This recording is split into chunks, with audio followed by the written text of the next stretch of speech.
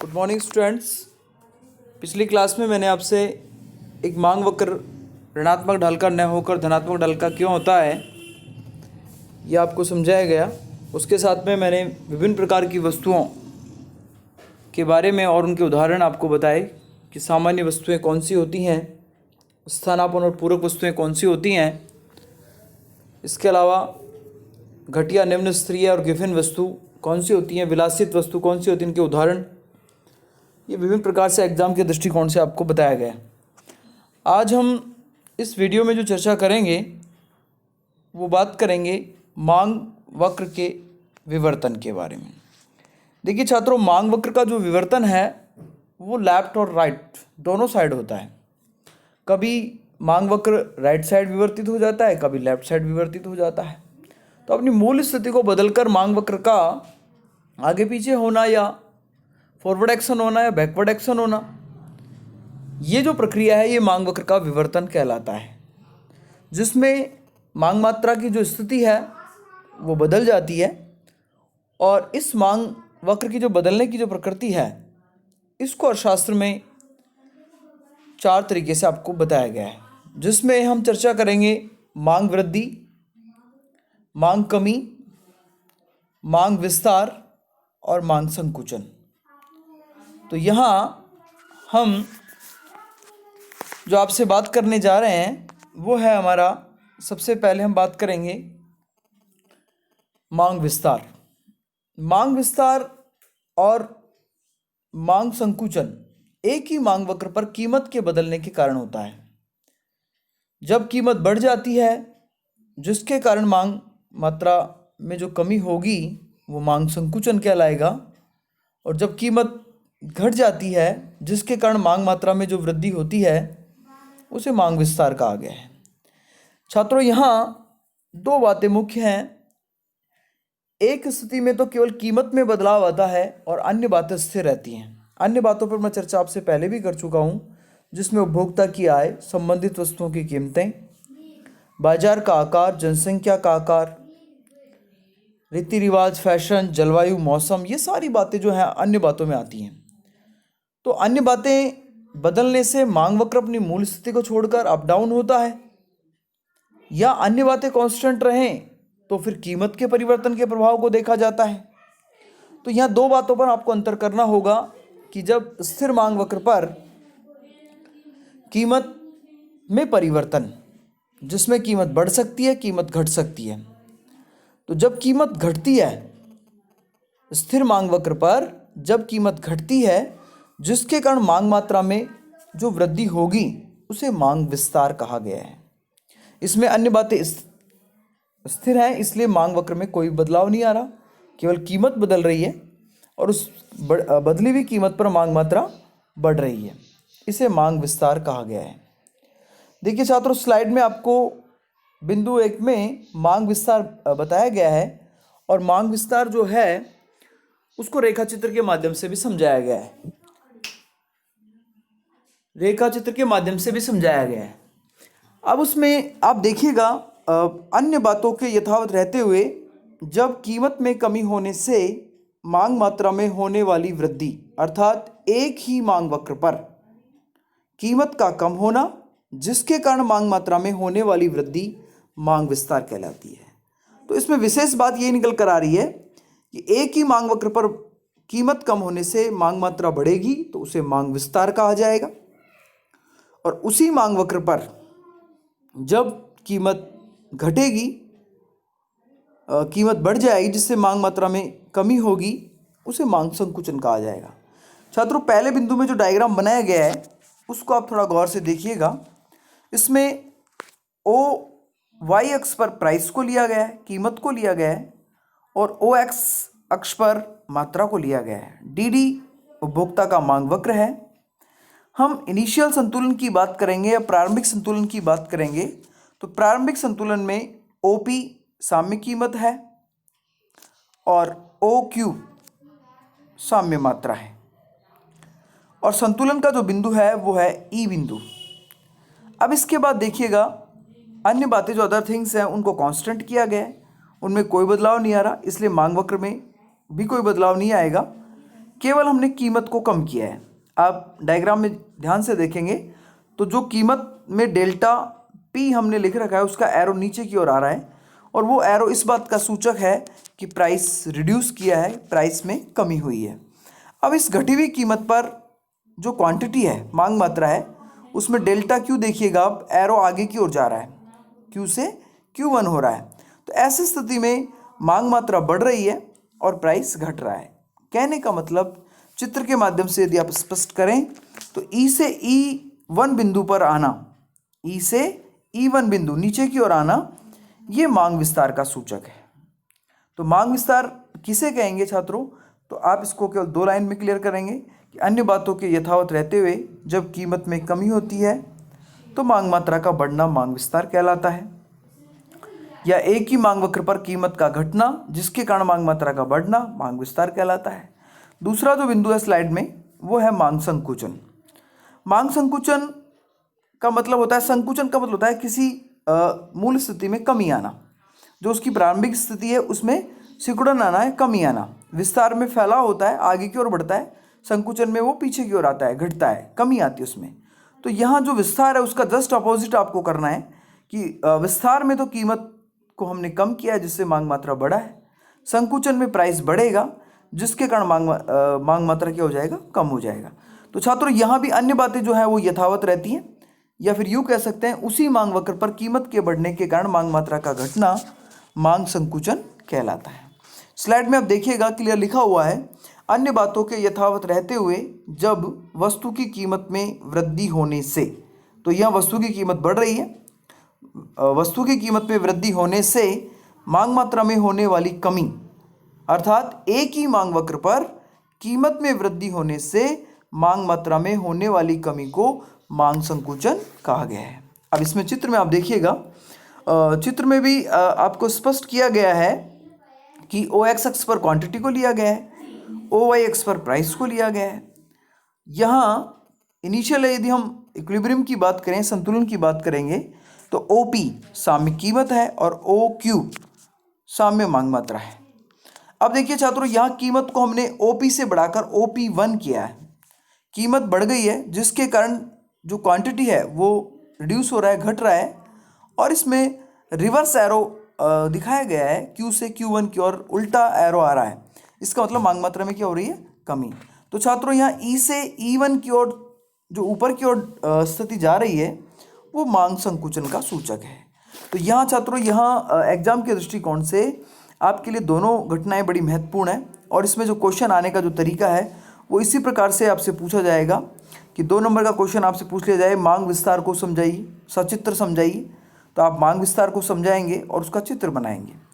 इसके साथ ही ये भी आपसे पूछा जा सकता है कि मांग संकुचन को सचित्र समझाइए, तो आपको मांग संकुचन को डिफाइन करना पड़ेगा, समझाना पड़ेगा और उसका चित्र बनाना पड़ेगा। कई बार यही क्वेश्चन की प्रकृति जो है वो इसी प्रकार से बदलकर दूसरी तरीके से भी आ सकती है, और आपसे पूछा जा सकता है कि मांग विस्तार और मांग संकुचन में कोई 2 अंतर बताइए। तो आपको वहाँ करना पड़ेगा कि मांग विस्तार तो कीमत के कम होने पर मांग मात्रा का बढ़ना होता है, और जबकि मांग संकुचन होता है वो कीमत के बढ़ने पर मांग मात्रा का कम होना होता है। एक अंतर तो इसमें ये आ जाता है। और दोनों जो मांग विस्तार और मांग संकुचन है वो स्थिर मांग वक्र पर ही होते हैं। मतलब मांग संकुचन में तो मांग मात्रा घटती है, संकुचित होती है, कम होती है, और मांग विस्तार में मांग मात्रा बढ़ती है। एक में कीमत के घटने का प्रभाव है, एक में कीमत के बढ़ने का प्रभाव है। तो इस प्रकार से आप 3-4 प्रश्न यहाँ से बन सकते हैं जिनको आप चित्र के माध्यम से आप अच्छे तरीके से इसको समझा सकते हैं। इसके बाद अगली स्लाइड आप देखिएगा, तीसरा जो हमारा शिफ्टिंग ऑफ डिमांड है, मांग वक्र का जो विवर्तन है उसको मांग वृद्धि और चौथे नंबर पर मांग कमी के तौर पर समझाया गया है। देखिए छात्रों, यहाँ जो मांग विस्तार है वो मांग वृद्धि जैसा ही आपको प्रतीत हो रहा होगा, ऐसा लग रहा होगा, लेकिन इनमें दोनों में अंतर है। उसी प्रकार जो मांग संकुचन है वो मांग कमी जैसा आपको लग रहा होगा, लेकिन यहाँ भी आंशिक तौर पर हम अंतर करेंगे कि जो मांग संकुचन है वो मांग कमी नहीं है, जो मांग वृद्धि है वो मांग विस्तार नहीं हो सकता। तो मुख्य रूप से जो अंतर निकल कर आएगा वो यही निकल कर आएगा कि मांग विस्तार और मांग संकुचन एक ही मांग वक्र पर कीमत के बढ़ने और घटने से होते हैं, जबकि मांग वृद्धि में क्या होता है कि कीमत स्थिर रहेगी। मांग वृद्धि और मांग कमी जो है उसमें कीमत स्थिर रहेगी और मांग वक्र जो है वो अपवर्ड साइड शिफ्टिंग और डाउनवर्ड साइड शिफ्टिंग होगा। तो कहने को हम ये कह सकते हैं कि मांग विस्तार और मांग संकुचन में अन्य बातों को यथावत रखा गया था, केवल कीमत का परिवर्तन हम कर रहे थे। और मांग वृद्धि और मांग संकुचन में कीमत स्थिर रहेगा और अन्य बातें बदलेंगी, और जब अन्य बातें बदलेंगी तो निश्चित तौर पर मांग वक्र जो है वो अपवर्ड साइड शिफ्टिंग या डाउनवर्ड शिफ्टिंग होगा। तो छात्रों यहाँ मांग वृद्धि को आप समझिएगा। मांग वृद्धि का मतलब होता है कि स्थिर कीमत पर मांग वक्र का आगे की ओर विवर्तन होना। स्थिर कीमत पर मांग वक्र का आगे की ओर विवर्तन होना, जिसके कारण मांग मात्रा का बढ़ना मांग वृद्धि कहलाता है। जैसा कि स्लाइड में भी बताया गया है, मांग को निर्धारित करने वाले कारकों में परिवर्तन होने से। तो मांग को निर्धारित करने वाले कारक कौन से हैं? अन्य बातें हैं। तो मांग को निर्धारित करने वाले कारकों में परिवर्तन होने से जब मांग वक्र ऊपर की ओर विवर्तित हो जाए, जिससे मांग मात्रा बढ़ जाए, अर्थात स्थिर कीमत पर मांग वक्र का ऊपर की ओर विवर्तन मांग मात्रा का बढ़ना मांग वृद्धि कहलाता है। स्लाइड में जो आपको डायग्राम बनाया गया है उस डायग्राम को आप गौर से देखिएगा, मांग वृद्धि को कैसे समझाया गया है इसमें। तो छात्रों यहाँ ओ एक्स अक्ष पर क्वांटिटी को लिया गया है, मांग मात्रा को लिया गया है, और ओ वाई अक्ष पर प्राइस को लिया गया है। इनिशियल जो प्राइस है, हमारी प्रारंभिक जो कीमत है वो ओपी है, और इनिशियल जो क्वांटिटी है वो हमारी ओ क्यू है, और प्रारंभिक हमारा मांग वक्र है डी डी। अब छात्रों अन्य जो निर्धारक कारक हैं या अन्य बातें हैं उनमें परिवर्तन हुआ और उन्होंने मांग मात्रा को बढ़ा दिया, जिसके कारण हमारा जो मांग वक्र है वो डी डी से बढ़कर D1 अपवर्ड साइड शिफ्टिंग हो जाता है। चित्र में देखिएगा, डी डी जो मांग वक्र है वो निर्धारक जो कारक है उनमें परिवर्तन होने से D1 हो जाता है। तो अब नया जो संतुलन है चित्र में वो E से बदलकर E1 हो जाता है। जब नया संतुलन E1 हो जाता है तो नई जो मांग मात्रा है वो OQ से बदलकर OQ1 हो जाती है। तो जो बदलाव यहाँ Q से Q1 का आया है यही मांग वृद्धि है। तो छात्रों स्थिर कीमत पर Q से Q1 मांग मात्रा का बढ़ना मांग वृद्धि कहलाएगा। तो चित्र में जो डेल्टा Q है एरो लगाकर आगे की ओर बताया गया है उसमें क्लियर हो रहा है कि जो प्रारंभिक मांग मात्रा थी वो OQ थी और जो बदली हुई मांग मात्रा है वो OQ1 है। तो मांग वृद्धि में मांग मात्रा बढ़ती है, लेकिन मांग वक्र जो है वो अपवर्ड साइड शिफ्टिंग हो जाता है, जबकि मांग विस्तार में मांग वक्र यथावत रहता है, उसकी मूल स्थिति में कोई बदलाव नहीं आता, लेकिन मांग मात्रा बढ़ती है क्योंकि कीमत उसमें घट जाती है। यहाँ कीमत स्थिर है।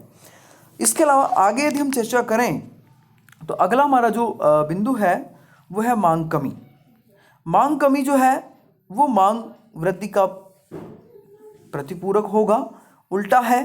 कहने का मतलब स्थिर कीमत पर मांग वक्र जब आगे की ओर जाएगा तो वो मांग वृद्धि का सूचक होता है, और स्थिर कीमत पर जब मांग वक्र पीछे की ओर आता है या बैकवर्ड साइड शिफ्टिंग होता है उसका, तो उसको कहा गया मांग कमी।